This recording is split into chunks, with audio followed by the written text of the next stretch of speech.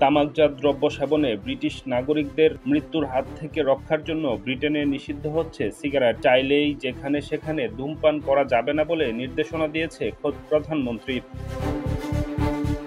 প্রধানমন্ত্রী sir Keir Starmer বলেছেন, হাসপাতালের বাইরে, পাবের বাগানে, রেস্টুরেন্টের বাইরে ও খোলা জায়গাগুলোতে ধূমপান নিষিদ্ধ করা হয়েছে। এছাড়া ধূমপানের নিষিদ্ধ স্থানগুলোর স্পট ধারণা দেওয়া হয়েছে।